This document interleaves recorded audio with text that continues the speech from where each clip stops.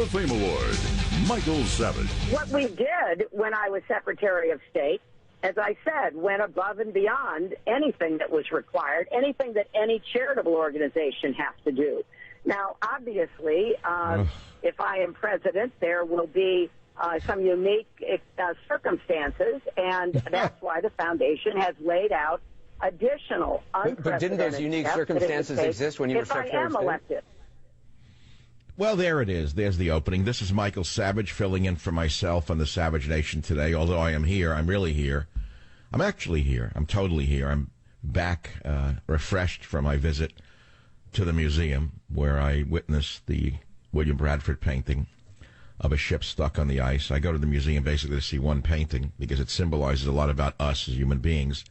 But you're not interested in art and paintings today. You're interested only in one thing, and that is who's going to be running America come November when we get rid of this goofy golfer in the White House, this abusive family. I've never seen anything like it. There's a YouTube video of them getting off a helicopter, Marine One, after their vacation amongst the billionaires and trillionaires, where he doesn't even salute the Marine standing in attention at this family as it gets off the helicopter. It's enough to make you puke. It's not only that he is a sick hater of America in his core and an abuser, but the style, the man's style, is what's getting most of us. Okay, but we're interested in whose style is going to be predominant after the election, Hillary or him. Now, of course, today we read that a Clinton ad has come out tying Donald Trump to the Ku Klux Klan, which is intriguing in the sense that he never asked for their endorsement, but the Communist Party USA has long endorsed Hillary Clinton.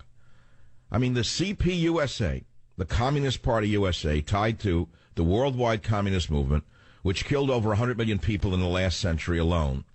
100 million people died in the last century. Last century, 100 million people died as a result of communist philosophy. And we have a CPUSA in America that has endorsed Hillary Clinton. How come there's no sound on that? The Trump campaign should hire someone who has the brains to go find the sound of the CPUSA endorsing Hillary Clinton. But I don't know if you'll find that sound, because the communists are much smarter than you may think. They're doing very well indeed. But I'm not going to spend the whole day talking about this topic. We know the Clinton Foundation is a scam and it's a fraud. It's a fraudulent charity at every level. In fact, it should be closed down as a fraudulent charity and all the money returned. And despite her claiming that they provide direct aid to needy people around the globe, a certain individual says this: the Clinton Foundation exists as primarily a clearinghouse for other people's money, and not one dime appears to go to actual goods. And there's a blogger named Alan Smithy, a satirist, quoted on the Daily Caller, who nailed the Clinton Foundation in 35 scathing tweets, and I'm not going to read them to you. They're on michaelsavage.com. And he shows that almost all their programs are scams. Almost all of them are scams. Nothing. For example, they claim to reduce 33,500 tons of greenhouse gases in America through the HEAL program, but it gives people loans, that's all. And then there's the Clinton Health Matters Initiative. It's fundraising and grants for health initiatives. And of the $2 million raised, not one dime appears to go to actual goods, all to consultants, fundraisers, etc. So as you can see, it's a scam. And they keep 90% of the money they raise, while they claim 88% goes to charity. My friends, if you ran a charity like this, the charity would be closed down, you'd be investigated by the proper agency, and you'd probably wind up in prison. But there's a Russian saying, which I've quoted before. I'm not Russian, but I like smart sayings. And the Russian saying is, only the small criminals go to prison. The big ones lead the country. And so here's the fun part now in the Savage Nation, which is the rest of the show. We're going to talk about the Clinton Foundation donors, who include much of the conservative media. Oh, yeah. You thought there was a conservative media. You lined up behind certain groups saying, well, they're for us, we're for them, we're on their side, they're the good guys. Wait till you hear which Clinton Foundation donors include which conservative organizations. Oh, you're going to love that one. And then I'm going to read for you Crime and No Punishment, a chapter from Scorched Earth on Hillary Clinton. Crime and No Punishment. Boy, am I a sage. I'm prescient. I mean, I wrote that. The book's out in 2 weeks, but there's a whole chapter called Crime and No Punishment. I got to read it to you. And then I'm going to read pages 114 to 117 on immigration. You know why I'm going to read to you on immigration? Because Trump is apparently changing his position on immigration, and a lot of people are getting frightened that Trump is flip-flopping so much they don't know if they're going to vote for him. But before the show even goes any further, I'm going to tell you right now, I am on record, and guys, were you able to find the sound? I'm asking Robert and Jim, Doug, did anyone find the sound of me in the past? I see a head shake, yes? Or is that a head fake? It's a head shake or a head fake? It's a head shake. Okay, we're going to play it for you later on in the show. And I will show you that I am on record saying the following, which I will say again. And I'll tell you why, because I'm a realist. I am not a member of the right-wing intelligentsia that sits in a studio in his pajamas and never goes out into the real world, or is behind locked doors on a guarded estate, never sees the real people. I'm a man in the streets, and when I go out, I'm anonymous, but I actually look at things, and I see things, and I see who is preparing my food. I see who is building the houses. And I have said what I'm going to say again on this show. You're never going to deport 30 million people. It's not 11 million. That's the figure they've used for 10 years. Why do you keep using the lie of 11 million? There's over 35 or 40 million illegal aliens in the country. Now, there are 3 reasons you're not going to deport 40 million people. You want me to give them to you? Would you like to see a civil war in the country? Can you imagine local police going into homes and trying to deport people? I mean, these are really tough people, number one. They're not going to go quietly into the night. They're not going to pack their valises and go back to Mexico. There's going to be war. There's going to be shooting. There's going to be bloodshed. So let's be very pragmatic about reality here. I know a lot of you say, get them out, throw them out. They're no good. They're not like us. They came here illegally. That's a nice position to take if you just want to sound like you're a tough guy in the radio or television business. But in reality, there are no tough guys when it comes to deporting 40 million people. So I'm giving you one reason, a pragmatic reason, why you're not deporting 40 million people. Now, there is a caveat to that.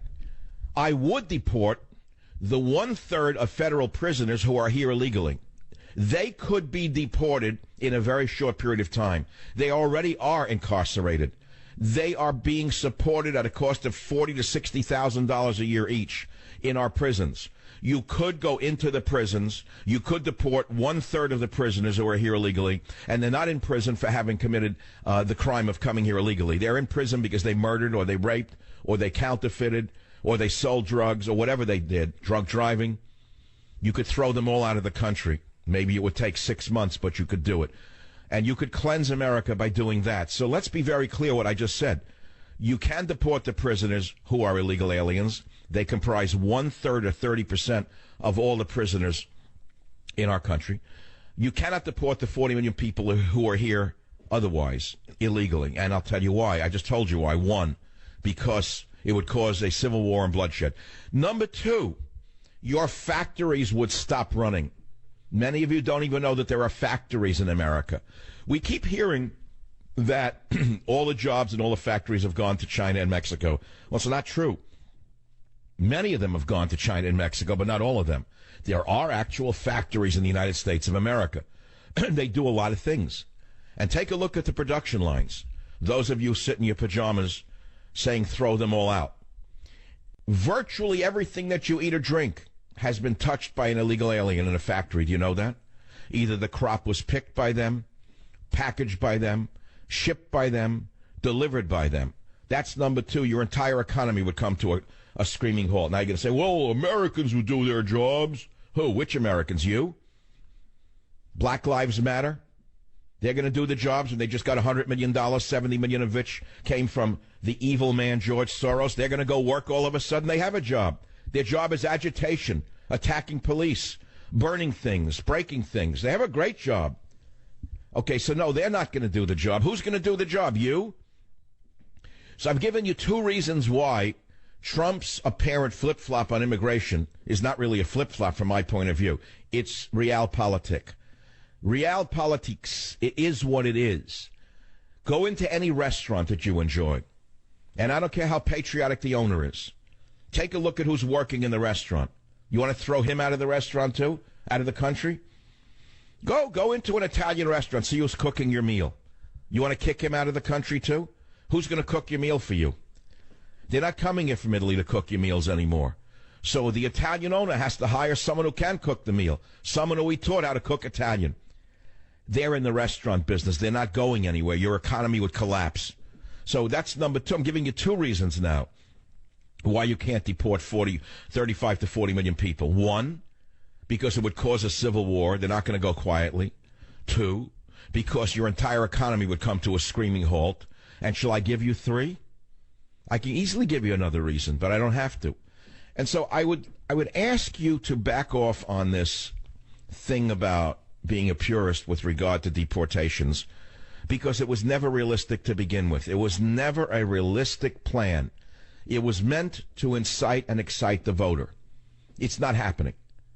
And I want to leave it at that. I mean, you can comment on it if you want. I'm sure many of you don't agree with me. And many of you are saying, well, Trump lost you because of the immigration flip. You're going to sit out the election because of the Trump position changes. And I disagree with you completely. And the fact of the matter is, I will take your calls on it. And I think you should comment on it. It's a big deal. Trump clarified himself on immigration. And the fact of the matter is, he had to. And he had to do it because he offended a large proportion of the electorate over the past year. I liked him, but he alienated a large proportion of the electorate over the last year. And as he comes into the final phase of the election, the centrists in the Republican Party, who are terrible people, they gave us Mitt Romney. They're now Romneyization. They're doing the Romneyization of Trump. I like that word. They're Romneyizing. They're Romneyizing Donald Trump. And I suppose that if I ever go to dinner with Donald Trump, I'll get what I got from Mitt Romney 4 years ago when I sat down with him in a restaurant in San Francisco. Believe it or not, he actually sat with me before he announced his candidacy. God, how long ago that was. It was 4 or 5 years ago. I don't know when it was. And it was a very interesting dinner. He's a very nice man. And when I brought up the issue of immigration, Mitt Romney said to me, well, that's a tough topic.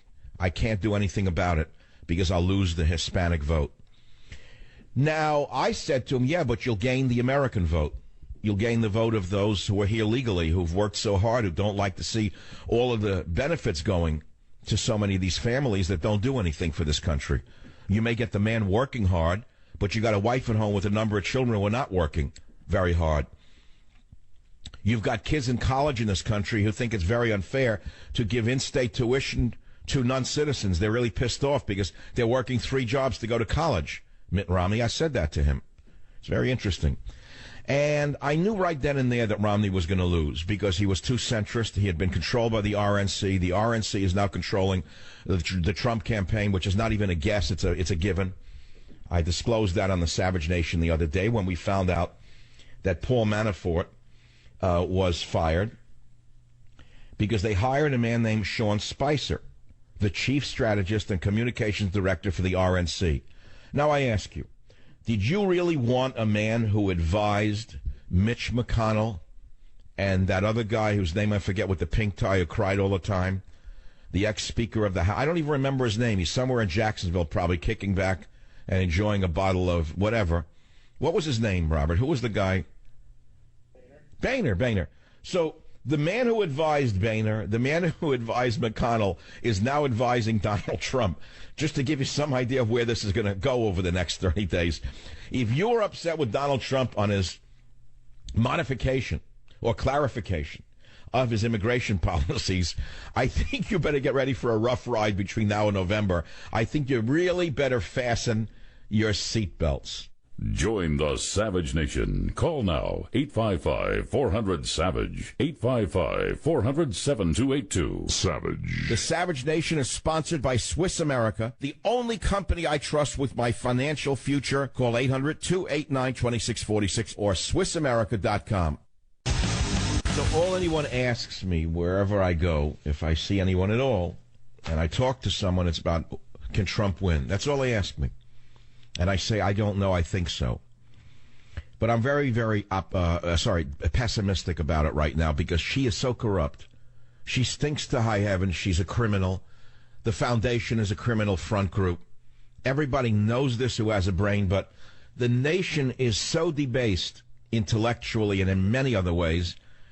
I would suggest that if she appeared on the last day of the campaign, God forbid on a gurney with tubes coming out of her mouth, she would win. That's what I'm terrified by what I see going on. The people are so brainwashed. And I think that there are so many illegals in this country who will vote for her many times. I don't know how we can win this election. And I say we because I want Trump to win. Don't misinterpret anything I say today. When you consider, for example, that the level of nepotism that has gone on under the Clintons and the Clinton Foundation exceeds that of the era of Napoleon III in France, you'll realize that in other sane times, whole governments have fallen from this level of corruption. Now, it's lucky that I'm a widely read man with a scholarly background because very few in the media have ever referred to the word to Napoleon III when discussing the Clinton Foundation. But there is a great article here for someone who's an intellectual genius who writes for a wise publication who is not simply an oral individual, as I am, largely an oral person, except for my books. But let's say you're a writer. I want you to look into Napoleon III and nepotism and see how it relates to Hillary Clinton and Bill Clinton's foundation. The term comes from the Italian word nepotismo, which means nephew, from the Latin root nepos. And I will tell you what that has to do with Bill and Hillary Clinton's corrupt foundation. Join the Savage Nation. Call now, 855-400-SAVAGE, 855-400-7282. Savage.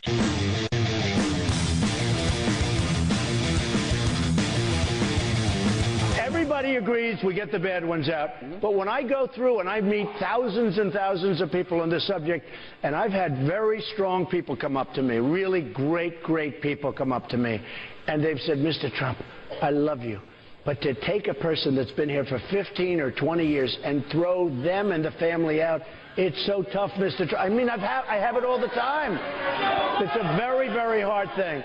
All right, so that's what we're talking about. And I've given you my 3 reasons why you can't deport 30 million people. And I know we're going to get the hardcore who are going to say, no, throw them all out, which you'll hear from in a minute.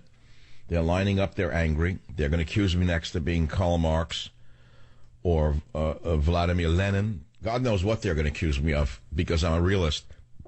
And I actually live in the real world as opposed to just sitting here in a pair of pajamas, broadcasting, PJ Media kind of thing. It's easy to come up with ideas when you're sitting in your house and never leave and you don't see the real world. Go to a factory somewhere in Tennessee and see who's on the production line, for example. I'm picking Tennessee out of the air. Go look at a factory in the Southeast where there are still many factories, okay? There aren't many factories in New York City, so you can't draw your conclusions from there unless you go around Manhattan and ask yourself who's cooking the meals. You're gonna suddenly cook the meals? Now, that's a very big topic, and we're going to talk about it. WABC, Joe, you're the first up. What's on your mind? Mike, if your figure is accurate, 35 million people, and if you put at the top of that list foreign operatives and the emerging fifth column, which you've discussed in this country that's been going on for a long time, deporting them first, I say go for it. Go for it. We should at least try to get them out. What would it hurt? Oh, wait, let's start again. Get who out? I don't know. Where would you start? Who would you deport first? Foreign operatives. We know who they are. They're here. They're working in our government. How many are there? How many foreign operatives are in America? How could we even know? They're not going to tell us, but it's got to be up. But if you don't know, who does know? Who are they? Who are the foreign operatives? And okay, define foreign operative for us. What is a foreign operative? Anybody not from the United States working here to bring down our way of life from another country. Well, that would be the entire Democrat Party. I mean, at the top of the list would be George Soros. You think you're going to be able to strip him of his citizenship because of what he's doing to this country, including giving $70 million to the thugs in Black Lives Matter, especially when Black Lives Matter is part and parcel of the thug machine of the Democrat Party? They're using them to frighten the middle class. I don't think it's realistic, Joe. I hope you're not going to hate me because I said you can't deport them. Are you going to stop listening to me? Yes. You are going to never listen to me again because of that? No, I didn't say that. No, I says I'll tell you why it is realistic to attempt to deport the 35 million. We may never actually reach that number, but if you put at the top of the list foreign operatives and the emerging fifth column, which you've discussed on this program. I know, but what do you again? Who's a foreign operative? I don't know who they are. Who are foreign operatives? We're really going to have to dig deep, and we're going to have to go into these people's backgrounds, and we're going to have. Who's we? Who's going to dig? Which branch of the government is going to dig? Well, that's my next point, which is at some point in time we're going to have to harden this. We have to prepare this country for the worst. How would you wait? Well, Joe, you live in New York City or wherever you're listening to me in New York. Would your life improve if these illegals were taken out of the country? How would your life benefit? Michael, if they are here to undermine our way of life, No, I didn't talk about those who were committing sedition or treason. I'm talking about the guy working in a restaurant in Manhattan. How are you going to benefit if he's thrown out of the country? Not at all. I'm working side by side with these guys. They're good workers. They're good contractors. I work with my hands too. That's not what I'm worried about. Well, hold on. Wait a minute. So this is good. Are you a worker? What do you do? I do construction, Mike, up here in New York. All right, fine. So you know that a good proportion of the men on the jobs are not citizens, correct? Yes, that's correct. Who would take their jobs if they were deported? Oh, I would be busy every day. I'll tell you that. I'll be making over $1,000 a week. But yeah, there would be. So, are you saying that in the construction trades there are enough American workers who would fill those jobs? There's enough American males out there if they're willing to if they want to learn the trades, go out. Ah, look what you just said. Look what you just said. If they're not like you, Joe, you come from a family who built in you the work ethic. You're proud of the fact that you're a laborer. Are you a carpenter, an electrician? What do you do? I do it all, jack of all. I get my... Yeah, but how many Americans do you think are going to be able to do that kind of work? Do you think they really would do it? It's backbreaking work. I've worked construction as a kid, getting up at 4 o'clock in the morning and carrying lumber until you build up, what do you call that, on your shoulders? What do you call them when they build up like a board? What do you call that when you build up on your shoulder when you carry lumber until you don't feel the pain anymore? Do you remember the early days when you were carrying lumber? Well, I tell you, in the early days, I was in the utility industry, but I ended up leaving. All right, Joe, look, I don't agree with you at all. I think that Trump is being a realist about this. By the way, let me say this, having said that, I don't think he's going to gain 1% of the Hispanic vote, no matter what his position is. How do you like that? The positions he took in the beginning of building the wall and saying the truth that a lot of drugs and criminals come across the border is 100% true. But they turned that into something that it isn't. And Hillary has such a great smear machine under this cretin who works for her, this Blumenthal. He is such an evil Stalinist. This gentleman, Beria, who worked for the Soviets in the NKD, would have looked like a piker compared to what Blumenthal will do if he becomes chief of staff to Hillary Clinton. We will have Berias running around this country purging America of all patriots. So don't think I don't see the handwriting on the wall of this evil empire. I'm sending you my new bestseller, Scorched Earth, Joe. I disagree with you, though. I don't have to agree with every caller. I guess nobody agrees with me. You want them all thrown out. We had Joe on WABC. KSFO will go across the country now to my home city. Marvin is a deporter. Marvin, go ahead, please. You have the floor on the Savage Nation. Well, Michael, thanks for taking my call. I think it's a lot easier to accomplish the repatriation than what you believe.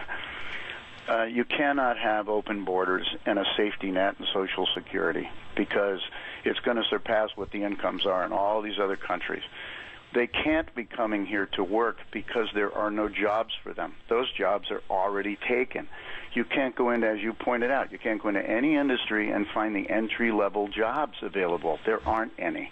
They are now... Hold on. We agree 100%, but we're not talking about stopping a flow of future immigrants. We're talking about deporting 30 million who are already here, aren't we? Well, okay, for the ones that are already here, number one, you start by cutting off all the benefits, okay? They're not. We agree. Hold on. Let's check that together. Yes, I agree. Agreed. Number two, you enforce no employment for people who are not citizens, okay? All right, let's check that. Agreed. Do those two things, then each person in the entire family gets the annual income from the country they're from to go back. And that means if their annual income in Ecuador, for instance, which is $3,600, and there's 5 people in that family, they get 5 times that annual income to go back. Now, if they can't get a job and they don't get benefits, they're going to take that offer. So over time, over probably a year, 2 years, 3 years, they would enlarge. But you're making an assumption that I believe is faulty because you know the country will never take them back. The country won't even let them in. Well, then the other aid we give to that country stops. One way or another, they're going to look. Well, I think you ought to apply for the position of the head of the INS under Donald Trump. What actual profession are you in? I'm a planner, a consultant for. All right, so you. But look, having said what you just said, which is 100% brilliant and true and accurate, I am talking about realpolitik. Can you deport 30 million people? You know the answer is no. But what you're saying is by cutting off the sugar, the ants will leave the nest, right? Well, you don't have to do an Alien Gonzalez. I'm saying that over time, and it takes time. I'm glad you said that. Do you remember what it took to get one kid out of here under Bill Clinton? Well, no. And send them back to that hellhole in Cuba? Benefits and you close off employment. They will take the offer of the annual income for each person in the family to go back to their home country. They will fly back like a tourist does. The second thing is the ones that are working here, you're worried about emptying the factories. The ones that are working here, there's nothing wrong with that. But what is the concern we have about all these people coming here is they're all going to come here and they're going to need Social Security. So what we do is we sell these jobs to these people. The person who has the job can stay, but he's got to go back at age 55. And no chain migration. They can't. He's never going to go back at 55. But if you cut off welfare, and I mean cut it off, food stamps, and all federal, state, and local benefits, housing, etc., then you're suddenly cutting off the magnet that brings them here. Of course they all want to come here, just as the Africans want to go to England, just as the Syrians want to get into England, because they know there's a welfare state waiting for them, so they can sit around and do nothing except curse the nation and plot a next suicide attack. The same thing has to be done here. I agree with you. Cut off the benefits, and then you're going to cut off the electricity of the magnet that draws them here. But we're talking really about Donald Trump's flip-flopping on immigration. Do you feel that that's doomed his campaign? Do I think it doomed? No, because, you see, what people are missing is, did Barack Obama tell us everything he was going to do before he got elected? No. You have to get elected, and then you can impose a policy or you can change immigration, the way it's conducted and all that kind of stuff. You can do that.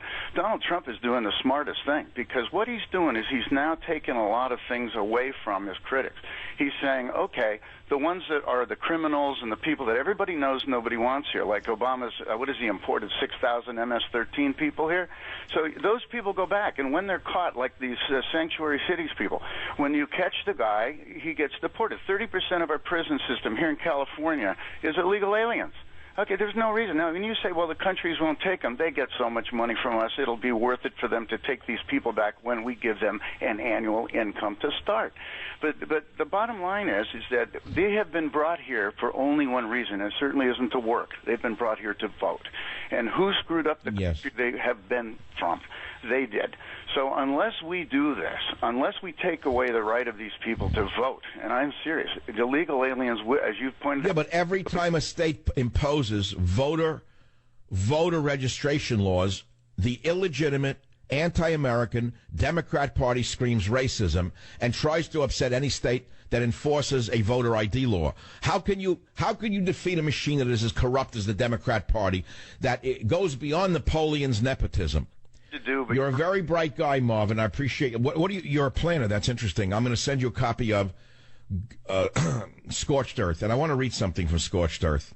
It's on immigration. I'm going to do it right now, Robert. I have a minute or two of the floor of my own show. This is on page 114. I did not write an entire chapter on immigration because immigration seeps throughout the entire book, through all the chapters. I'm going to give you a sample for free. And it's about immigration. And I say, how many refugees can we take in, especially those who will never, ever assimilate into this nation? Not in 1,000 years will they assimilate. It's not in their culture to assimilate. That's the way they work. And then I say this is a tough issue for all of us because we have all been the children of immigrants at a certain point. Everyone in America is an immigrant, including the Native Americans. Yes, they had been here before the so-called white man arrived, and they had been here for a long time. I studied this as a young anthropologist and came to understand the time frame of the Native American peoples, how long they had been here before the colonists arrived from Europe. If you study more deeply and go past the surface in anthropology, you will learn that there are traces of people who were here before the Native Americans. There are skeletons of Caucasian-looking people who were here before the Native Americans. They were thrown out by the Smithsonian Institution because the fact of their existence embarrassed certain individuals. Thrown out faster than that same museum wanted to toss the Enola Gay, the plane that dropped the first atomic bomb, because it might offend the Japanese. You remember the nation that started the damn war in the Pacific? Like the army ants I mentioned, the history of life on Earth is about invasion. And human beings are no exception. We're being invaded right now. We're being invaded from the south. We're being invaded from the north, from the east, and from the west. You might say, well, that's the way of things, and you might get used to it. They're here, they're near, they're everywhere. The question is, why are liberals so quick to embrace this invasion, and why are traditionalists and conservatives like myself so resistant to erasing the borders, language, and culture of this great nation? I'm going to continue with the following line. As an immigrant son, I think about the refugee crisis every day. As an immigrant son, I have to ask myself, why do I oppose relocating 10,000 or 100,000 Syrian refugees into this nation? All from Scorched Earth, a must-have book on the Savage Nation. Join the Savage Nation. Call now, 855-400-SAVAGE, 855-400-7282. Savage. This is the Savage Nation. Later on, I'm going to read to you what is a 21st century conservative, because there are people who think that they own the word conservative, and they don't know that there are many different interpretations of the definition of what is a conservative. And I'm going to show you that we have to stop talking about the beloved war horses such as Edmund Burke and William F. Buckley Jr. They were conservatives in their time. The world has changed, and the definition of what a conservative is has changed as well. With the emergence of ISIS, we have to redefine our terms to include challenges they never dreamed of. That's on page 167 of my opus, Scorched Earth. Believe me, it's my best book. It's got the best philosophy, and it is very clear. But I want to focus the next hour on immigration, because as an immigrant son, and I am the only talk radio host in the United States of America in the top tier who is an actual immigrant son, I know more about the subject than anyone, emotionally, intellectually, physically, and every other way. I have one foot in the old world and one foot in the new world. And yet I oppose relocating 100,000 Syrian refugees for very specific reasons. But we are talking not about the Syrian refugees. We are talking about Donald Trump's position that has changed and how it affects his election and his chances of election, aren't we? Join the Savage Nation. Call now, 855-400-SAVAGE. Savage.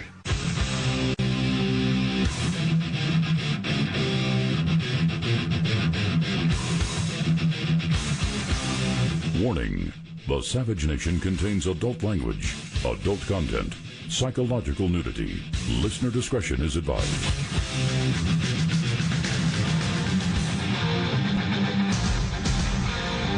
And now, America's most exciting radio talk show, The Savage Nation, home of borders, language, culture. And here he is, winner of the National Radio Hall of Fame Award, Michael Savage. The reason a lot of Klan members like Donald Trump is because a lot of what he believes, we believe in. Donald Trump would be best for the job. For president. Yeah. I am a farmer and white nationalist. Support Donald Trump. Sending out all the illegals, building a wall, and a moratorium on Islamic immigration. That's very appealing to a lot of ordinary white people. Running against Donald Trump at this point is really treason to your heritage. Will you unequivocally condemn David Duke and say that you don't want his vote or that of other white supremacists? I don't know anything about white supremacists, so I don't know. Trump named Steve Bannon as his new campaign CEO. Mr. Bannon is best known for his controversial Breitbart News, a campaign chair that ran a website that has become a field day for the alt-right, which is racist and all sorts of other ists. The alt-right, which is a sort of dressed up in suits version of the neo-Nazi and white supremacist movements. A lot of what he believes, we believe in.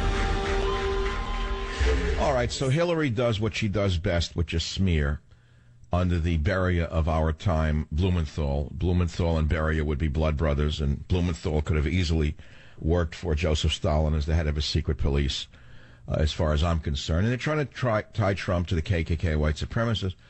But, you know, there are human beings in Klan robes, and there are human beings called white supremacists, just as there are human beings called members of La Raza. La Raza is a brown supremacist movement by definition.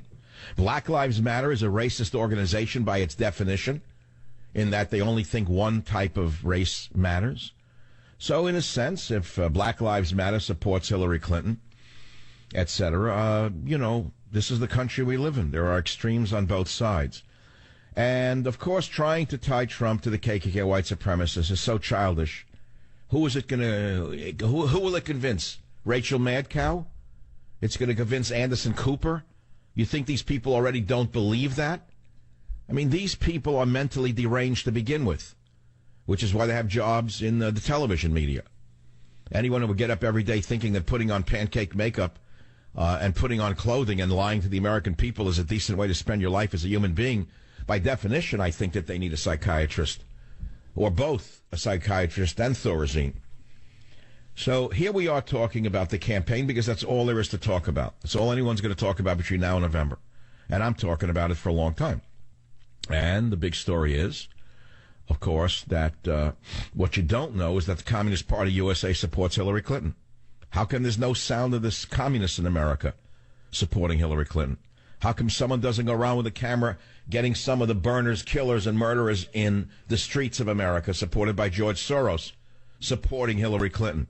They're the equivalent of the Klan, aren't they? But they're much worse than the Klan. The last I checked, the last people who were killed by the Klan was like 50 years ago, while people on the other side are killing today with their little games in the streets with bats and sticks and knives and punching old people in the head. So you want to start smearing, the smear can run in both directions. I think we have to now not worry about this despicable, corrupt creature playing the Klan card on Donald Trump. I think we need to talk about Donald Trump. I think we need to talk about his change on the immigration issue and the other topics that I pulled together for you today, including the Clinton Foundation donors, which include, or who include, dozens of media organizations and individuals. I was shocked, I tell you, shocked, when I read that between $1 million and $5 million was given by James Murdoch, the CEO of 21st Century Fox. I was stunned to read that Newsmax Media, a Florida-based conservative media network, gave Hillary Clinton $1 to $5 million. I was not surprised to read that Carlos Slim, the chairman and CEO of Telmex, is the largest New York Times shareholder. I knew that. I was surprised not to read that Google and News Corporation Foundation and a philanthropic arm of Fox News and Google gave her between $500,000 and $1 million.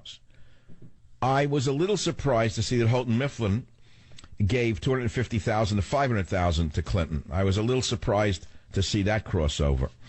I was not surprised to see that the Richard Mellon Scaife Foundation, I think he passed away, the owner of the Pittsburgh Tribune Review, gave between $250,000 and $500,000. I think the others I'm not surprised by. George Step on All of Us, that slimeball, gave her between $50,000 and $100,000. He's filthy from the get-go. Are you surprised by him? The minute the man speaks, you know he has no credibility. He just makes your flesh crawl. Mort Zuckerman, owner of the New York Daily News and U.S. News Report, I thought he was dead. They said he gave between $50,000 and $100,000. I think he's still on a respirator somewhere. AOL and HBO, Hollywood Foreign Press Association, presenter of the so-called Golden Globe Awards, Viacom, gave her $25,000 to $50,000. I shouldn't say gave her. I mean to the foundation, the esteemed foundation. Public Radio International gave the foundation $10,000 to $25,000. If Trump wins, he closes down NPR. He makes them return their money that they've mulked for the public. Turner Broadcasting, parent company of the Crescent News Network, $10,000 to $25,000. Twitter, $10,000 to $25,000. Comcast, NBC Universal, public broadcasting service, gave between $5,000 and $10,000. Robert Albritton, owner of Politico, I told you was a wholly owned subsidiary of the Clinton family, gave $1,000 to $5,000. Then there's AOL, Huffington Post, Hearst Corporation, Judy Woodruff. Judy Woodruff. She never had credibility to begin with. Washington Post gave between $250,000 and $1,000. All right, that's chicken feed, nothing. But these donors are important, especially if you go to the $1 to $5 million level, and you read that Thomson Reuters, Newsmax, and Murdoch gave between $1 and $5 million. You have to say, uh-oh, have I been had? So those are interesting facts that just came out the other day. And the foundation is so rotten that there have been 11 calls to shut down the Clinton Foundation from left-wing media sources. That's interesting. It came up on Breitbart by Jerome Hudson. These organizations demanded that the Clintons shutter the foundation. The Huffington Post, the Washington Post, USA Today, the New Yorker, the Boston Globe, Slate, the Daily Beast, Huffington Post, senior editor Sam Stein, the Huffington Post bureau chief Ryan Grimm, longtime Clinton ally and former PA Governor Ed Rendell, New York Magazine columnist Jonathan Chait. These are all left-wingers, and even they said, shut it down, shut it down, shut it down. So is it going to affect her chances? I don't know. I know that if she were comatose, God forbid, on a gurney and had tubes coming out of her mouth, they'd vote for her. So what can I say to you? What can I tell you? The country is what it is. It's polarized. It's a game right now that is a tough one to predict. I hope he can still win. But we're talking about Donald Trump as well, because he has apparently flip-flopped on immigration, and it's gotten diehards like you. Many of you are very angry that he flip-flopped. You want all of the illegals deported, and I have given you a very careful, reasoned statement in the first hour as to why I oppose that. And I oppose it for pragmatic reasons, because you're being unrealistic. It's very easy to be a caller to a radio show and say, throw them all out. It's very easy to act like a radio tough guy and wear a bomber jacket and get up and shoot your mouth off and say, I throw them all out. I get rid of them all. Easy to sound like a tough guy on the radio. But the reality is it doesn't work in real life. Ask any tough guy if they actually talk like that in real life. They don't. Nobody talks like that in real life. Go into a factory and see who is running the production lines, who's working on the production lines, and go stand up there on your high horse and scream, throw them all out. Yeah, get them out of the country. And who's going to do their job? You? You're going to suddenly do the job. So I understand there's a problem. And what I said was, let's be realistic about it. You're not deporting 30 million people. I said, you want to start deportation proceedings? Start with the 1/3 of prisoners who are illegal aliens. They've committed felonies, multiple felonies. You could deport them. They're already incarcerated. They can be deported very easily. That would cut down the cost of incarceration enormously and open up the prisons for the Americans who belong in there, like those who are being funded by George Soros for causing mayhem and committing crimes. So you could start with those who actually are prisoners, who are illegal aliens. We shouldn't be supporting them. We should be deporting them. I like that rhyme. Don't support, deport. Don't support, deport. Don't support, deport. So the next time you go to a Trump rally, maybe get a sign, don't support, deport. And hold up a copy of, I really want to, once the book comes out, I'm going to demand that my listeners take Scorched Earth to the rallies and hold them up. So the Donald does a shout-out, and he sees scorched earth, and he starts talking about the policies of Barack Obama and the policies of Hillary Clinton, which are scorched earth policies. And what do I mean by that? They're practicing scorched earth policies towards all of our beloved institutions. That's exactly what I mean. It's a very important concept, and it's a tough issue, this issue of deportation. And I want to pick up where I left off in the last hour on page 115 of Scorched Earth, which can only be ordered online right now from Amazon. And here we go. As an immigrant son, I think about the refugee crisis every day. As an immigrant son, I have to ask myself, why do I oppose relocating 100,000 Syrian refugees into this nation? The embarrassing point is that people will always compare the situation to the Jews and the Holocaust. That is the underlying motif of the entire liberal establishment. The emotional substratum of this entire argument is based upon the Jews in Nazi Germany, and it's a false argument. It's a false one on many levels. I'm sure you can figure out why it's false and why the narrative is being used by those who want to flood the United States with refugees for their own reasons. Lutheran Family Services is accepting refugees only for the money.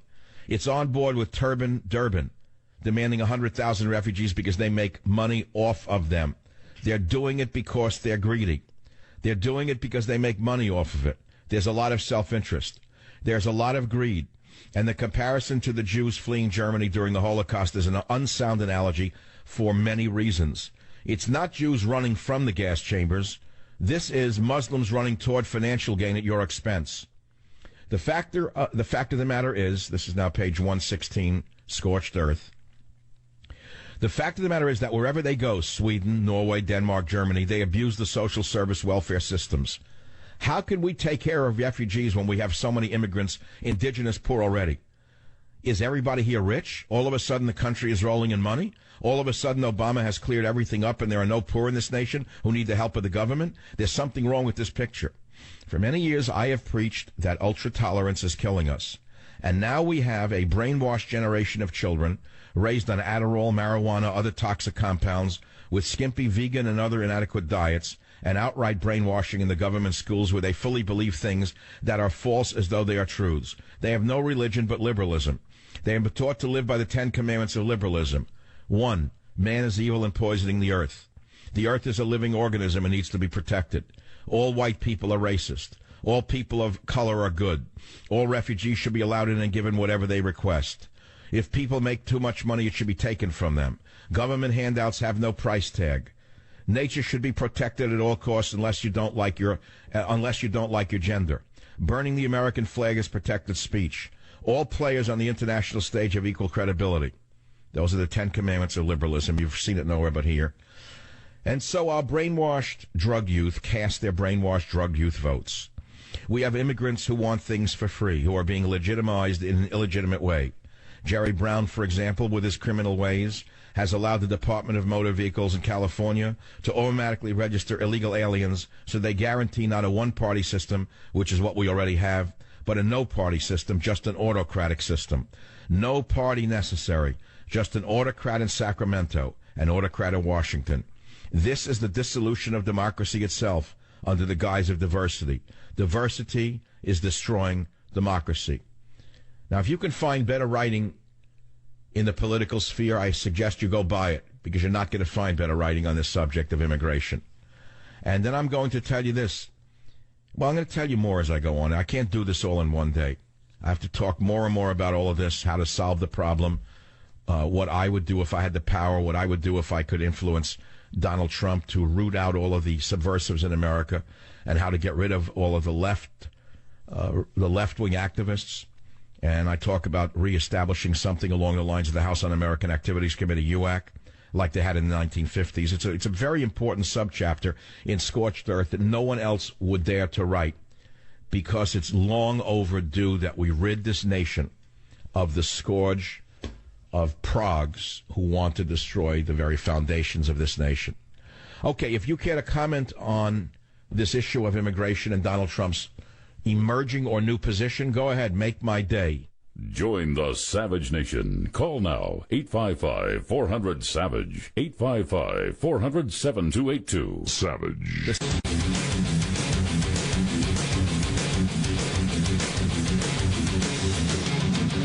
So we have the most corrupt candidate in American history running for the presidency. She's so corrupt that even the left wing is appalled by it.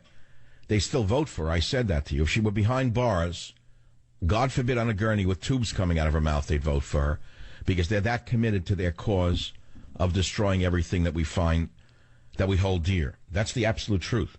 And I'm getting a lot of emails from people saying, Savage, reread the 10 Commandments of liberalism that the children have been brainwashed and drugged into believing, which will explain the dumb millennial vote. Man is evil and poisoning the earth. This is what they've learned in college. This is what they teach them at Harvard. The earth is a living organism and needs to be protected. All white people are racist. All people of color are good.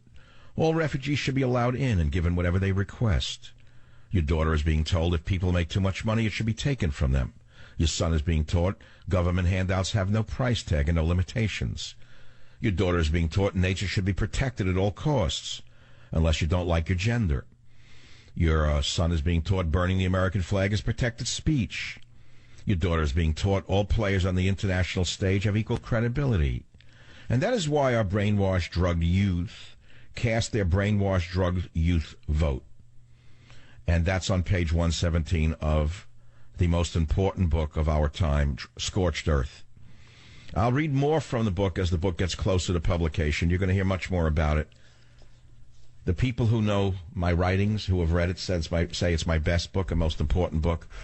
And I'm not worried about whether it sells. It will sell. It's like a bar in San Francisco. When I first moved here, I was told that there's a saying here in San Francisco, if you open a new bar, it's not about whether it will make money, it's a matter of how much money it will make.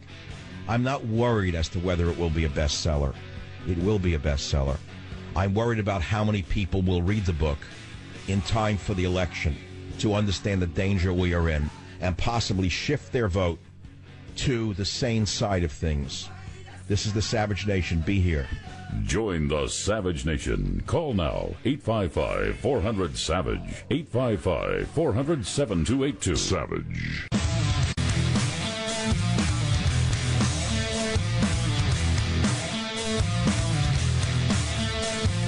All right, so we're talking about Donald Trump's position on immigration.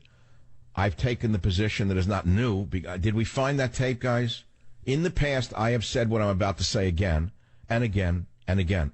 You're not deporting 40 million people. Go into a real factory and see who's running the production lines. See who's packing the ice cream in the ice cream plant. Take a look at what's actually going on in America. Now, does that mean I want unlimited numbers of immigrants? Absolutely not. Does that mean that I want unlimited amounts of benefits? Absolutely not. Cut them off. I don't want the wife sitting at home knocking out babies, collecting welfare and food stamps. You cut off the benefits, and many of them will have to leave the country. Now, who's going to do the job is another story. I don't know who's going to do the job. I don't know who. What? People on welfare are suddenly going to wake up in the morning and want to go to work at 5 o'clock in the morning? Go look at Baltimore. They're going to go to work and work in the factories? You must be joking. They're going to go to work in factories all of a sudden. All right, so there's those issues. Then there's the issue of race. There's the issue of identity. There's the issue of the attack upon the white male in this country.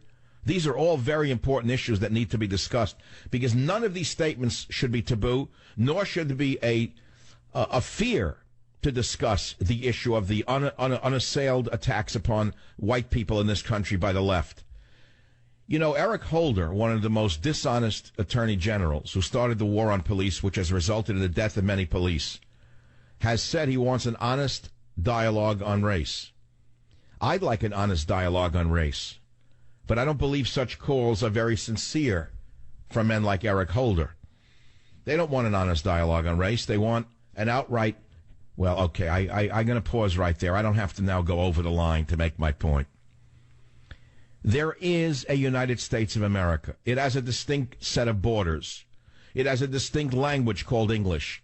It has a distinct culture. It has a distinct heritage that derives from the European founders. It is not just an open cesspool that should drag in the worst of the world. You mean anyone who comes across the border is suddenly a wonderful citizen who is looked upon with more favor by Jerry Brown than you are? That's the country you want to live in? You know, I was reading dialogues on the issue of Syrian refugees and Muslim refugees and African refugees into Europe. And I was interested in seeing how the brainwashed youth see this issue. So I saw one young person, I think it was a woman from Holland, who was obviously raised in a very nice liberal family. It didn't mean they were stupid. They were just very, very, I don't know the right word. They were Dutch through and through, but they were, nice people. And they argue that where are these people going to go if we don't take some of them in? They can't live anywhere else, they say, so we have to take them in. We have to be kind to them. So if you go on and you start debating with them and you say, well, wait a minute, how many do you want to take in? I met a German couple about 2 months ago outside a ferry building. Young German couple had a couple of beautiful children, stunningly beautiful children, 3, 4 years old. And I looked at the little girl's eyes, the blue eyes of the Northlands. I looked at the parents, pure Germans. I didn't know where they stood on anything. I just assumed they were young and so they were liberal, which they were, by the way. And I looked at them and we chatted waiting for a ferry, and I just said, they didn't know who I was, obviously. I said, do you think your daughter will have a future in Germany? I didn't say it in any provocative manner. You know what they said? They said, we hope so. That's the liberal viewpoint. This is how they see it. It's not that they're stupid. It's not that they're naive. It's not that they hate their country. They're good, decent human beings who don't understand that by bending over backwards for these refugees, they're basically digging the grave of their own nation and the future for their children. And this is the problem. They don't quite understand it. And the more you yell, the more you look like a nut who they're not going to listen to.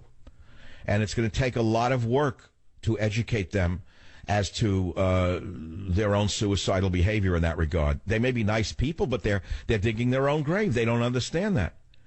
So, look, I have supported Borders, Language, and Culture from the day I began in radio in 1992. That's my middle name, Borders, Language, and Culture, Savage Nation. That's what it is. I came up with that back in 92 when I first started in radio because I was challenged. Never forget how I started in radio. It's very important for you to hear this. I began in liberal San Francisco. I was no one ever heard anyone like me before. I started at night on a fill-in show on KGO radio, and people were saying, I can't believe I'm listening to this guy. It's like I'm hearing myself think. They were the 30% of the people who live in the Bay Area who are never heard from. The non-existent in the San Francisco Bay Area, the people who are spit upon by the psychotics who run the newspapers, spit upon by the liars in the media, many of whom are actually agreeing with them but pretend that they're not in order to keep their jobs. 35% of the population don't exist. They're non-citizens. So they heard me. They said, oh, my God, this guy speaks for us. And I established myself on this one local station. Okay, so now it's many years later. Here I am. And I would say now I'm in the twilight of my career. I say that meaningfully. I don't say that in any negative way. I mean, I just re-signed a contract with my syndicator, Westwood One. It's a wonderful contract. I'm very happy with it. I feel good about it. But I'm not a fool. I look at an hourglass. I know what it means when you see sand in an hourglass. How many years do you think I'm going to do this? 100 years? I'm going to do it for 50 years? No, it's not. So there's a finite time frame for everything on earth. Everything on earth has its time and its place. Do I have to sing to you from the Old Testament? To everything there is a time and a place.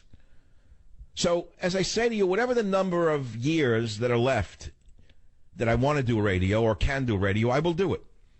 But ultimately, it's the man upstairs who decides, not me. I've seen that too many times in my life to believe that I have absolute control over my own destiny. I don't believe it for 1 second. There were too many steps along the way where it all could have evaporated and blown up. It should have, right in front of my eyes.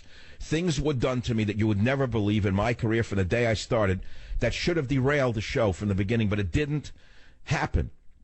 So I have to say that there's some kind of destiny or fate involved as well. Now, having said that, I'm trying to say something else in the bigger picture as we move into this election, which really is, and we've heard it before, the most important election in our life. Because not only is she a prog, but she's a corrupt prog. It would be bad enough if she were an honest prog, but she isn't. She's a total criminal prog in the minds of anyone who looks at this woman. How you can elect a criminal to the highest office in the land is beyond me. How anyone who holds himself up as a progressive liberal, it's astonishing to me. The level of hypocrisy and stupidity to say that because she's a progressive, I'll elect a criminal. So you say, well, okay, but I don't like him, they'll say. He's worse than her. What has he done that's worse than her? Here's the thing that I don't understand. What has he actually done that's worse than her? Explain to me something he has done that's worse than abandoning people in Benghazi and having wonderful Americans killed because she pulled troops out. And by the way, in my last book, I pointed out the names of the generals she fired who were ready to launch aircraft to save the individuals in Benghazi. But she wanted them dead, mort, gone, finished, kaput. She didn't want exposed what the ambassador was actually doing. That's what you want in the office of the presidency? Someone as bad as this?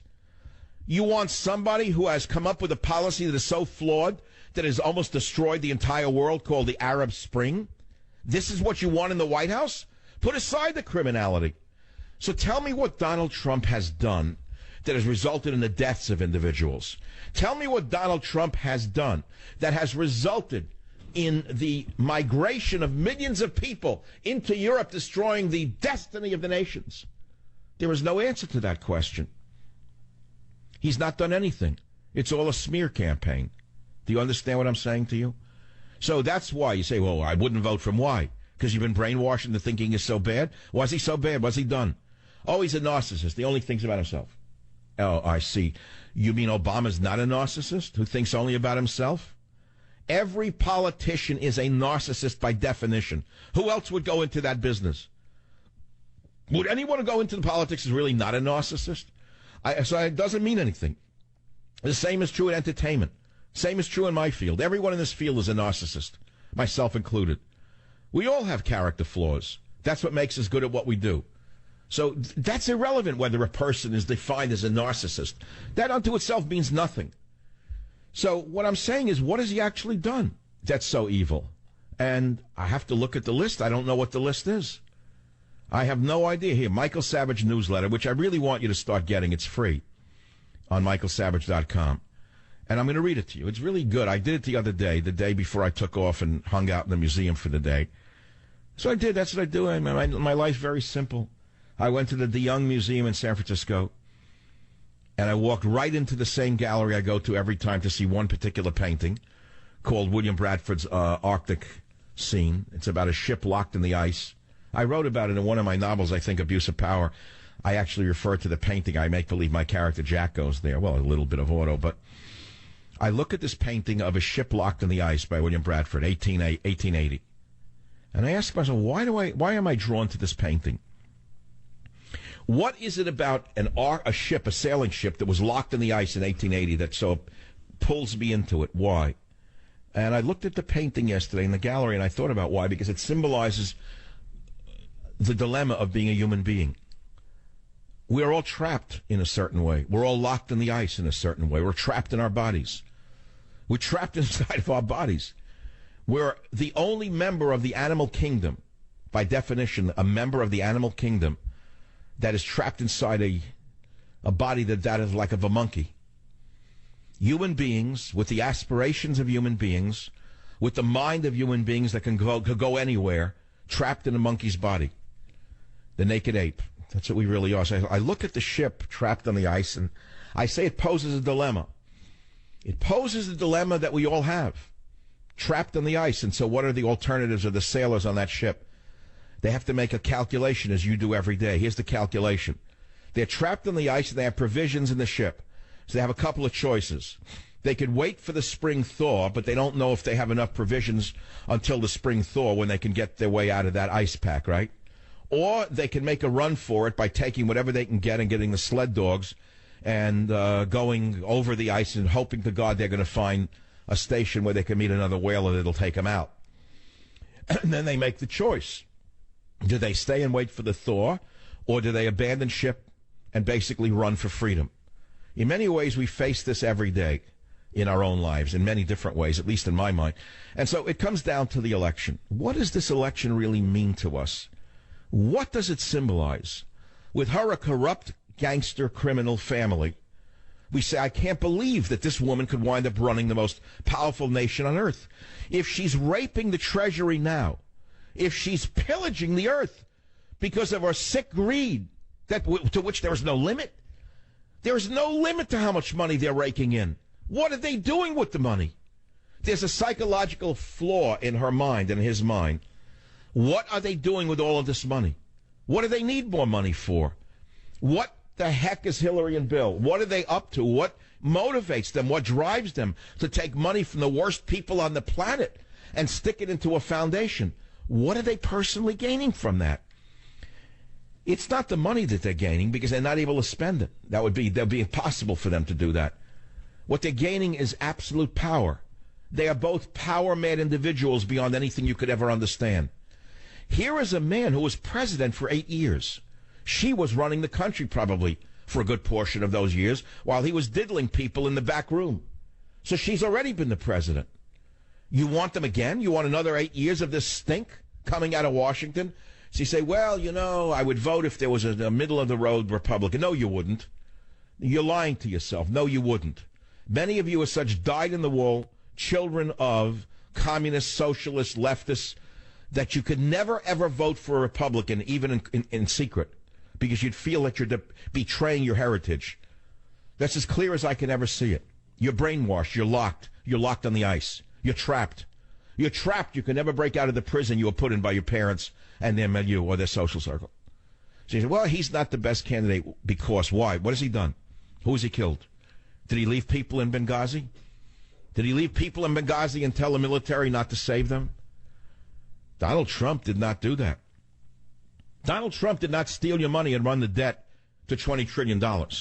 Donald Trump did not raise your taxes. Donald Trump did not quadruple the price of food. Donald Trump is not stirring a race war. Donald Trump did not leave U.S. personnel in Benghazi to be slaughtered and desecrated by filthy Muslims. Trump did not send the U.S. Navy to fight for Syria and al-Qaeda. Trump did not arm ISIS and systematically exterminate Christians throughout the Middle East. Trump did not betray Israel. Trump did not provide financing and technology to Iran's nuclear weapons program. Trump did not give our military secrets to China. Would you like a little bit more about what Trump did not do? And what Barack Obama and the corrupt Democrat establishment did do? You'll have it when I come back on the Savage Nation. Join the Savage Nation. Call now, 855-400-SAVAGE, 855-400-7282. Savage. The Savage Nation is sponsored by Swiss America, the only company I trust with my financial future. Call 800-289-2646 or SwissAmerica.com. So everyone's upset over Trump's flip-flop on immigration, but I got to tell you, you can't deport 40 million people, but you can deport the one-third of prisoners who are illegal aliens. And BJ on ABC has a good point. We don't have time for him. He said, yes, start deporting the H-1B visa holders. I agree 100%. There's going to be no civil war if you go and deport the H-1B visa holders. Get rid of them. They were brought in by the greed bags like Zuckerberg, Bill Gates, and everyone else in the tech industry who do not want to pay a fair wage to American tech workers. They did it strictly to lower the wages of American tech workers. So you begin by eliminating the H-1B visa. It's been abused from the day it was created, and you deport them. They're not going to fight. They're not going to shoot. There's going to be no civil war. There's not millions of them. There's probably hundreds of thousands of H-1B workers. And by the way, if you tell them that they have 90 days to leave, most of them would leave on their own because they are from India. They're peace-loving people. They're not going to fight. They're not going to shoot. These are not violent people. They don't have tattoos on their necks. Okay, so start there. I mean, you start somewhere. You don't have to start with all or nothing. You start with the prisoners, clean out the jails, the prisons.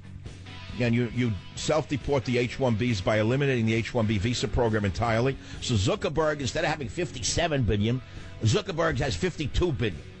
Instead of Bill Gates having 5 million sweaters, he has 4 million sweaters, okay? These people don't know limits to their greed. It's a machine that's out of control. The avarice has never been seen like this. Look at the Clintons. Avarice, avarice, avarice, avarice. Join the Savage Nation. Call now, 855-400-SAVAGE.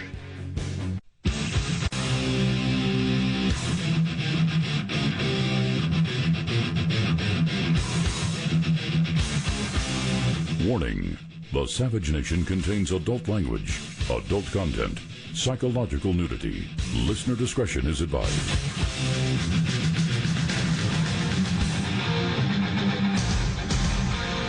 And now, America's most exciting radio talk show, The Savage Nation, home of borders, language, culture.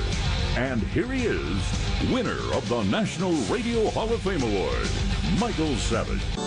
Hour 3, restored, just a day off looking at paintings, drinking beer, eating a corned beef sandwich alone in a booth with a beer. I mean, it's nice going at night, having a dinner with a couple of friends. Again, sending the food back. I won't even go into it. I order a fish dinner. It comes out pink. I waited 40 minutes. All I wanted was a fish sandwich yesterday after a whole...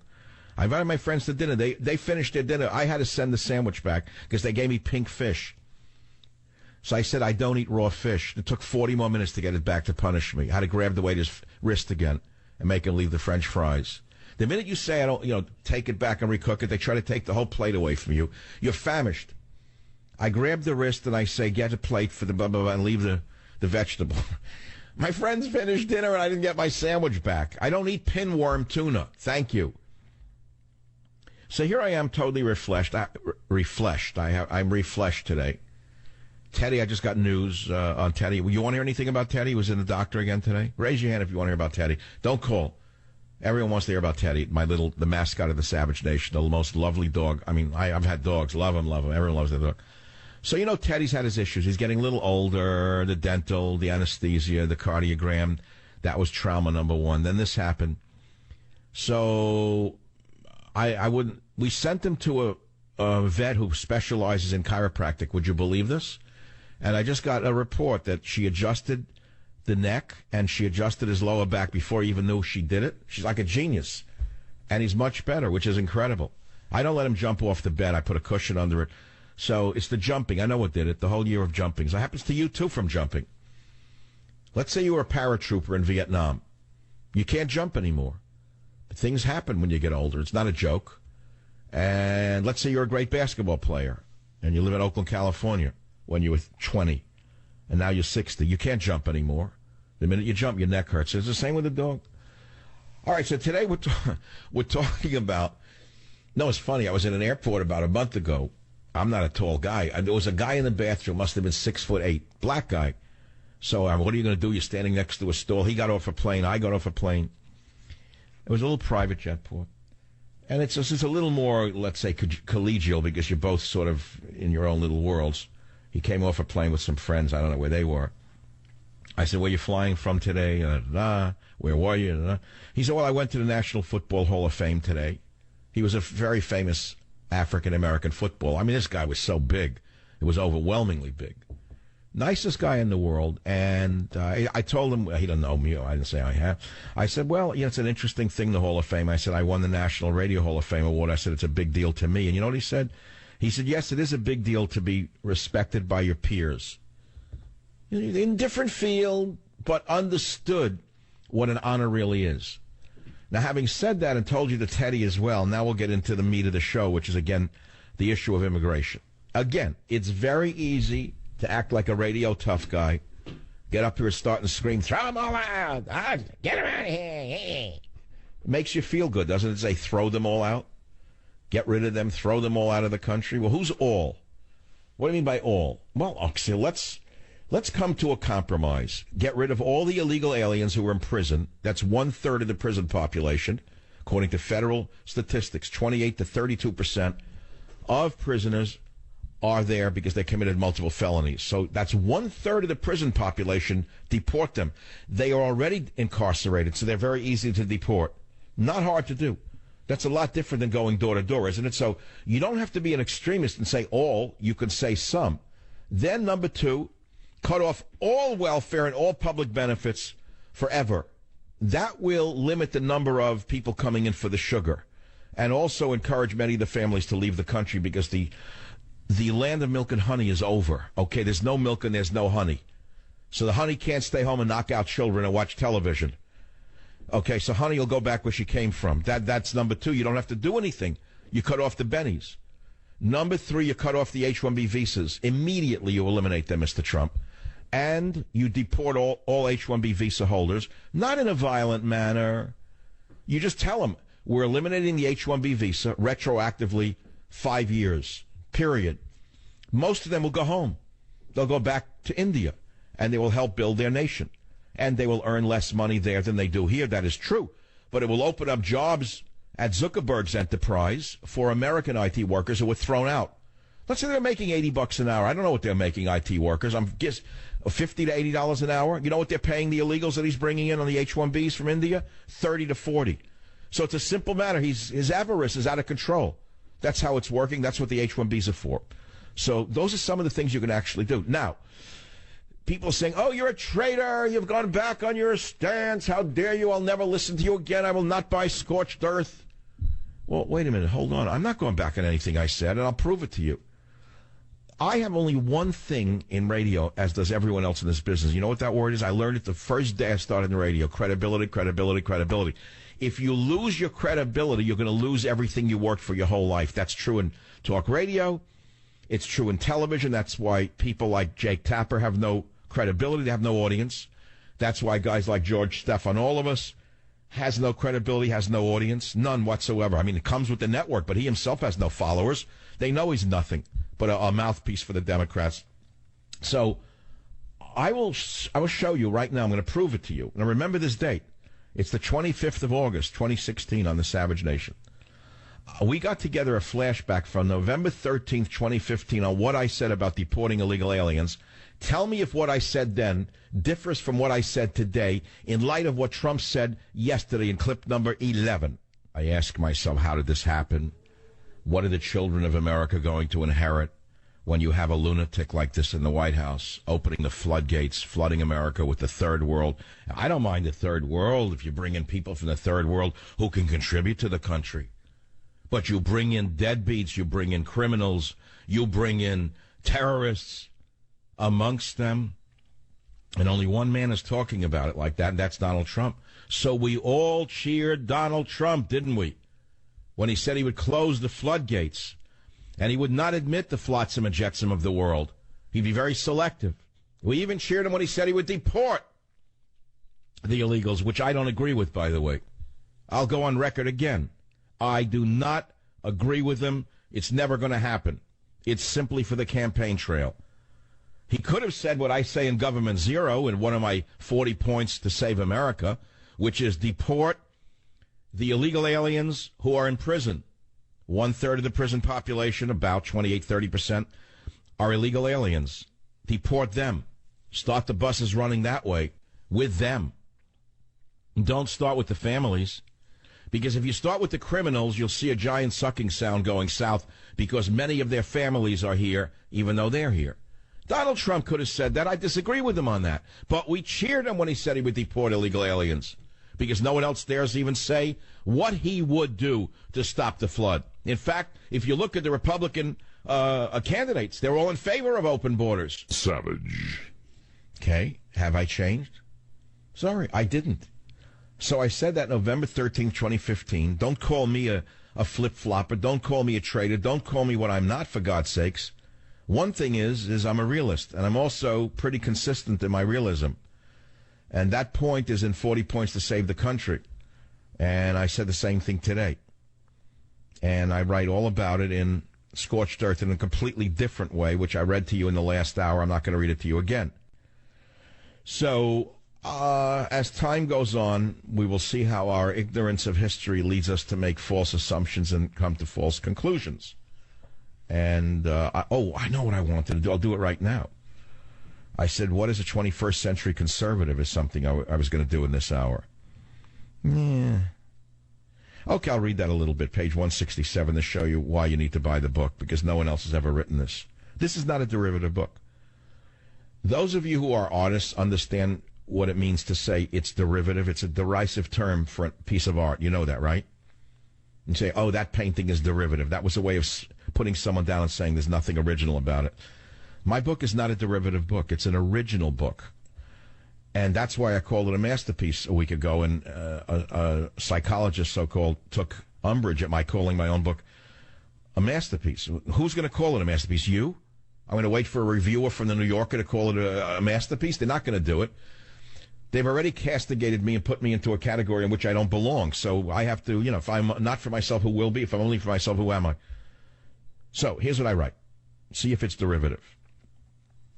For starters, we need to stop talking about the beloved war horses such as Edmund Burke and William F. Buckley Jr. The old English statesman and the recent TV provocateur are dead and buried. They were conservatives in their time. The world has changed. The definition of what a conservative is has changed.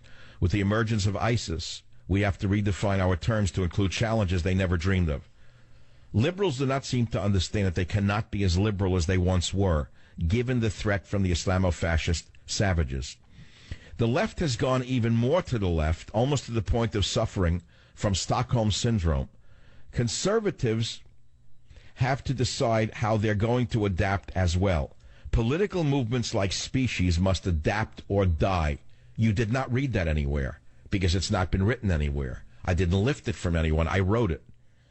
There are those who think that they know what conservatism is and will tolerate only those who accept their definition. These so-called pundits believe they can apply a simple litmus test to determine who is allowed to call themselves conservative and who is not. Anyone who doesn't subscribe to each and every item on their list, ban abortions, promote the Christian religion and values, build the military, shrink taxes, fails the test. They say so-and-so is not a true conservative. They whine in squeaky nasal voices. I have my own definition. When I began on radio in 1994, I was asked to define what I stood for. People asked, what do you mean by conservative? They didn't really understand it that well. I didn't have to quote Buckley or Burke. Unlike some people, I didn't need to go to a textbook to tell anyone what I believed in. I am thinking constantly. I listen to people who call the Savage Nation. I talk to people in restaurants and on the street. I write books. It will come as no surprise to any of you that I define conservatism as borders, language, and culture. Tens of millions of libertarians agree with me.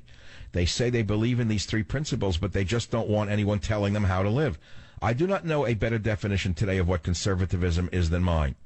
Just as left-wing pedantic academics, putzfessers such as Barry Obama are running the country into the ground while they hold offices in the executive branch, right-wing pedantic academics are sapping our ability to fight back. Ironically, I understand the historical conservatives like Burke and Buckley better than they do. Like all academics, they can squeak out isolated historical details in their thin little voices, but they miss the forest for the trees. The conservative forest has always been borders, language, and culture. Edmund Burke did not face the same challenges we do today. Burke was a legislator in the British Parliament in the 18th century when the British Empire was expanding. He supported the empire but was critical of the king or his ministers whenever they destroyed local cultures and customs. He understood, as I do today, that the essence of conservatism is borders, language, and culture. That's page 169, Scorched Earth. Let me finish one more page. That's why Burke opposed the East India Tea Company's actions during the First Anglo-Maratha War. The British had facilitated the destruction of not only the infrastructure of an entire region of India, but of long-standing customs that were essential to the social and economic stability of the region as well.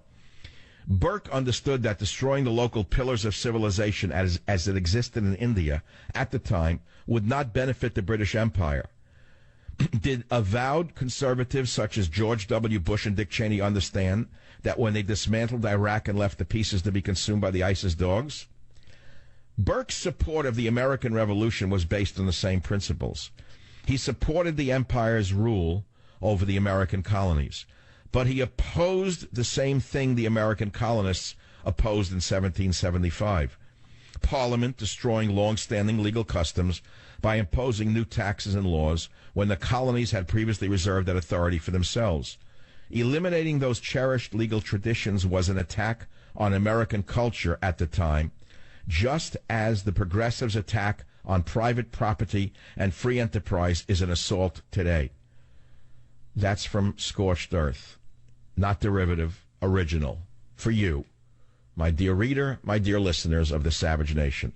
Join the Savage Nation. Call now, 855-400-SAVAGE, 855-400-7282. Savage. The Savage Nation is sponsored by Swiss America, the only company I trust with my financial future. Call 800-289-2646 or SwissAmerica.com.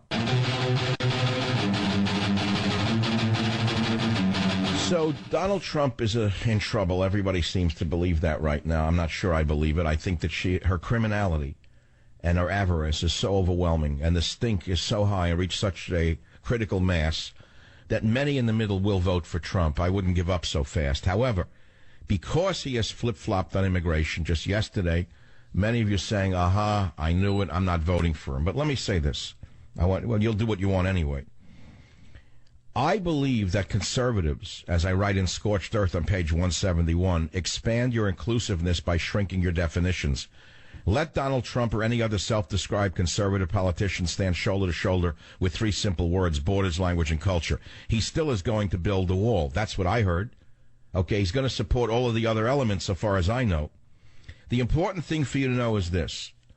We need a new definition today to defend ourselves against the progressive Islamist takeover we face today. It is not 1985. It's not 1995. William F. Buckley Jr. was in his mid-70s on September 11, 2001, and he died in 2008. He lived long enough to realize that the Iraq War was a tragic mistake, as I did at the time. But he didn't live to see what it and Hillary Clinton's support of the Arab Spring produced: ISIS and the all-out invasion of the West by Muslim refugees and terrorists. And just as the means of defending America's borders, language, and culture were different for Buckley during the Cold War than they were for Burke during America's colonial period, our means must be different in defending them against the progressive Islamist takeover we face today. That's my philosophy as described in my book, Scorched Earth. Simple words, borders, language, and culture.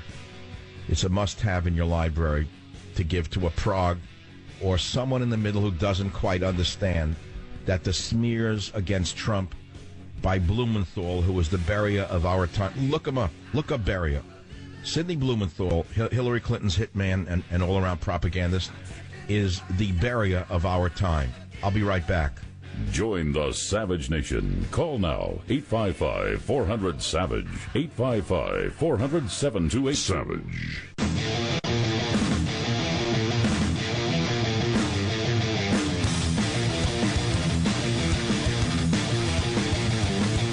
It's a matter of who you fear most. That's what it comes down to. So if you're a middle-class person in America, you fear the corrupt Clinton hit machine.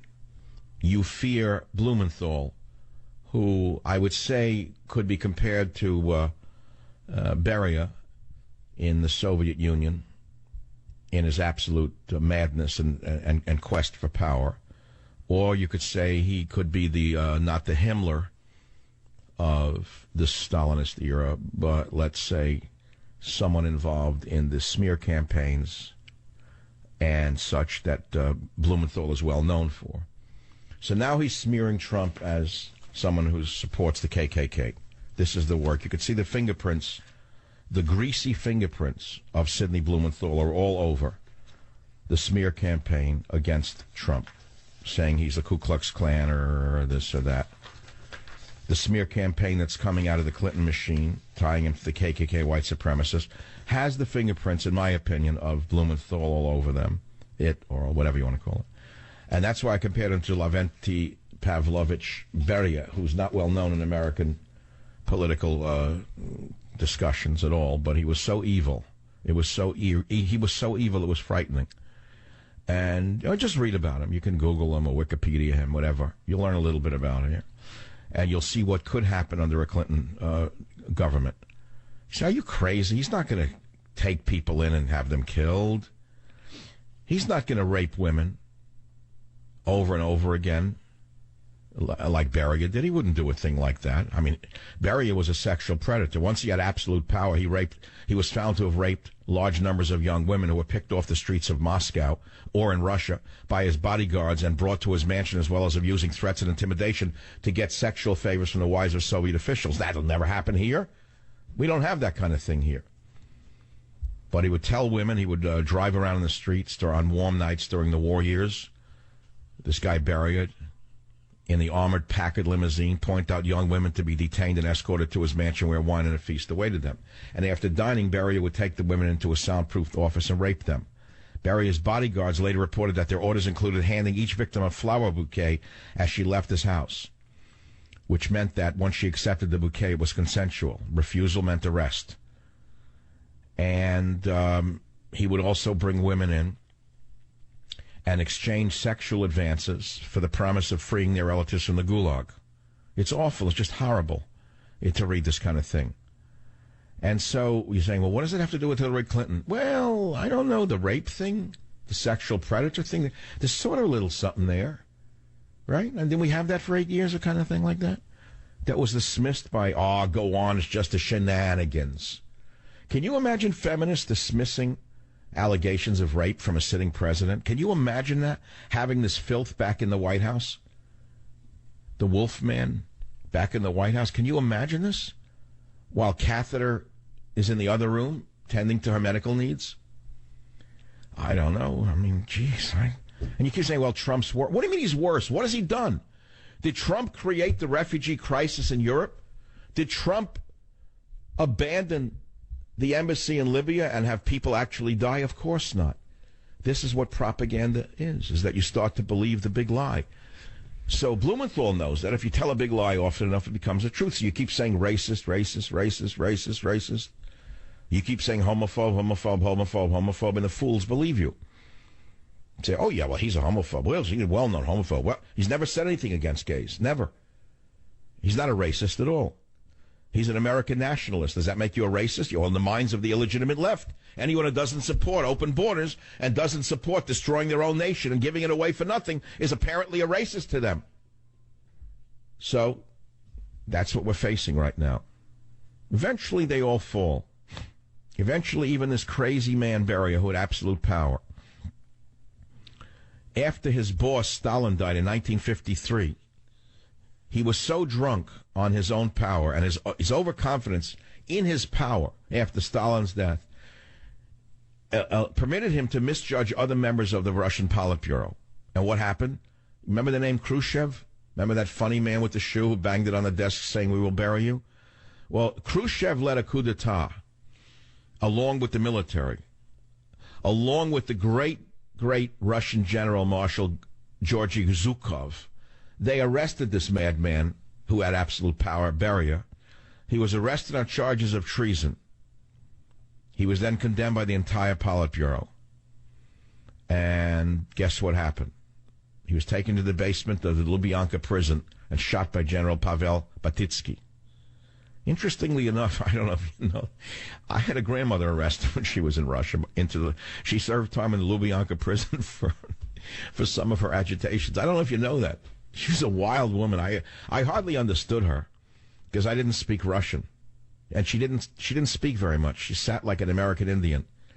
She died when I was very young, but we lived all in one little apartment, and it was the Lubyanka prison where she lived. I didn't know that. But anyway, the point is, I just saw the word Lubyanka prison, and like the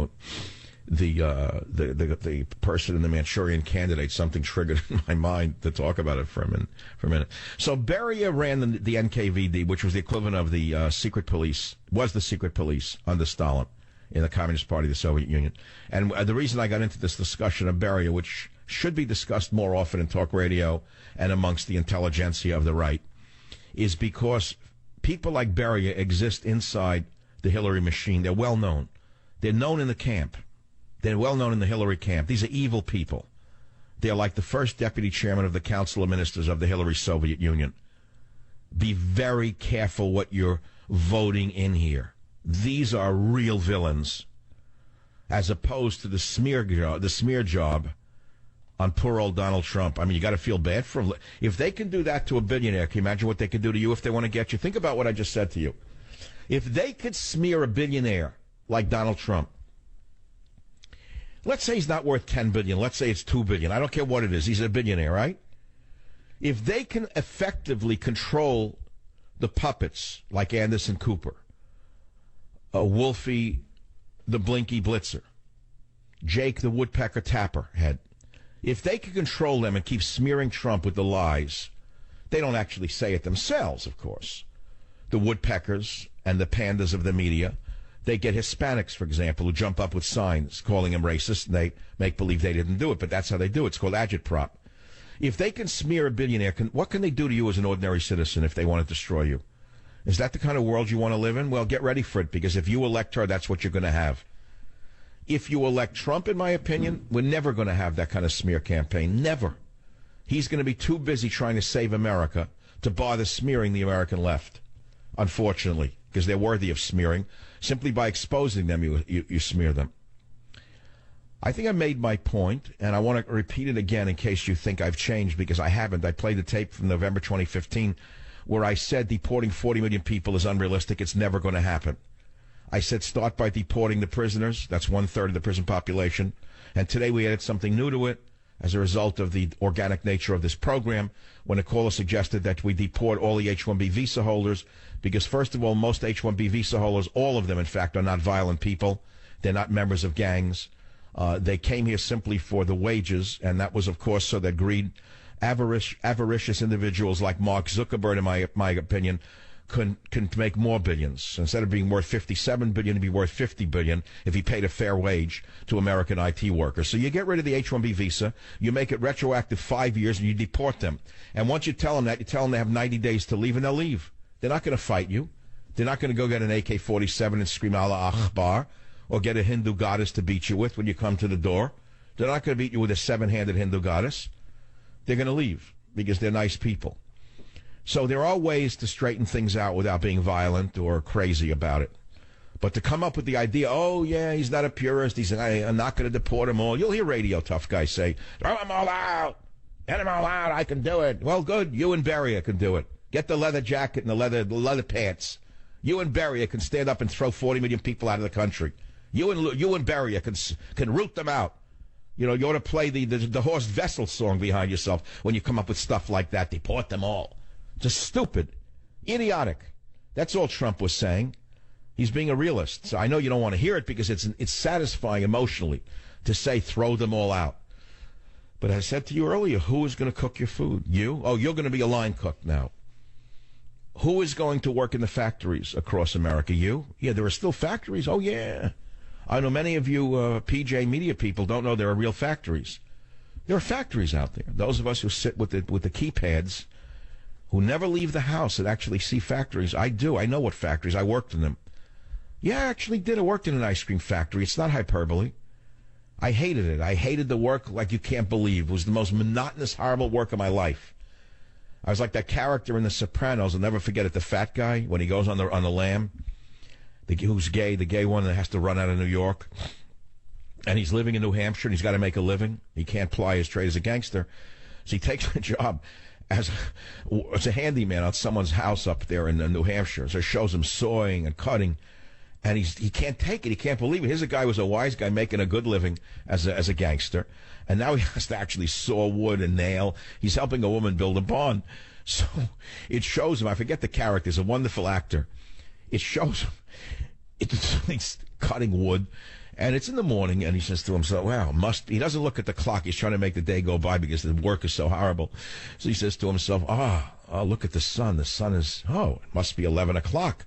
And he pushes the saw a little bit more. 11 must be 11:30, must be lunchtime soon. He saws a little bit more. And then he looks down at his wristwatch is 9:30. He's like, I can't believe it. You don't know what time is like when you hate what you're doing. So he throws the hammer down. He leaves. The next thing, he just says, the heck with it. He'd rather risk his life and go back to New York or New Jersey than put up with that hell of working like that up there in New Hampshire. So he's on the lam. Of course, he kills a poor guy over an auto accident. He hits someone from behind on a country road. And this poor schnook says to him, oh, no, let's go call the cops and settle this. So the mafia character says to him, look. He says, look, can't we just settle this? I'll give you $300. He's a little fender bender. No. You know, the straight guy from New Hampshire. No, you'll come in now and we'll call the insurance companies and we'll call the police. He's in the look, I'll give you $700. No, we'll just take care of it the legitimate way. So you say, okay. So the guy starts walking to his country house and the fat criminal shoots him in the back of the head. That was a horrible scene. There's a lot to be learned from that, by the way. which is that if you get into a fender bender with a bad person and they're willing to straighten it out for cash, I say go for the cash. That's all. So anyway, the point I'm making is I worked in a factory. I never lose the thread of a thought. It's how I test my memory. That's how you test your memories. You start telling a very long story and see if you can follow the initial thread that you started in the tapestry. If you can, you find out you don't need to go to a neurologist. So to go back to the original thread of this tapestry, I did work in a factory. I worked in an ice cream factory. It was horrible. And by 10 in the morning, I was dying to sleep. And in fact, my friend's father owned the factory, which is why we were able to sleep while the other workers couldn't. And so I remember coming in the back warehouse of the room, and my friend, who was a great guy, this guy was afraid of nothing. He went on in life. I forgot what he did. He was sleeping on a box of frozen ice cream in the back. Cartons of frozen ice. I don't know how he didn't freeze to death. He had blankets there. The owner's son was sleeping, too. He didn't work too hard. See, the fish rots from the head down. The owner's son was in there too well. The owner's son was sleeping on the boxes. My friend was sleeping on the boxes. I was the only schmuck who was actually working on the production line, putting ice cream in boxes till my hands turned blue. What I'm saying is factory work is horrible. Nobody really wants to do it, but if you do it to make a living. You're going to do it now? All of you members of the PJ media out there, you're going to put down your keypad and you're going to work in a factory because you're a true American. You're a real conservative. You're Edmund Burke. Your grandfather wrote the Constitution. I get it. I understand. So be realistic about this. The factories come to a halt. The food you love to eat is no longer cooked or served. So start easy. You deport the prisoners who are illegal aliens. That's an easy one. They're incarcerated. You then cut off the H-1B visa going back 5 years, and you tell folks who are in here on H-1Bs they have 90 days to leave, and that's it. That's a good start, and that's a compromise. See, if Trump had been on my show and I was running a town hall, I would have said that. Instead, okay, went to a guy who can't think on his feet. They didn't know what to say. They stumble around like Mutt and Jeff. They didn't have an answer to the question. I, being an intellectual giant, have given you an answer, and it's all found. By the way, this book, Scorched Earth, the publisher told me it cost a fortune to put raised letters which look like flames are on fire. He said, we spent a fortune, she said, this morning. I didn't realize it. When you put embossed lettering on a cover that look like the letters are on fire, she said, we spent a fortune on it because you're worth it. I didn't know that. I'll be back. Join the Savage Nation. Call now, 855-400-SAVAGE, 855-400-7282. Savage. The Savage Nation is sponsored by Swiss America, the only company I trust with my financial future. Call 800-289-2646 or SwissAmerica.com. Well, the hour is almost coming to an end. I'm full of energy. You know, I need a day off once in a while. I know people get mad at me. I take a day off.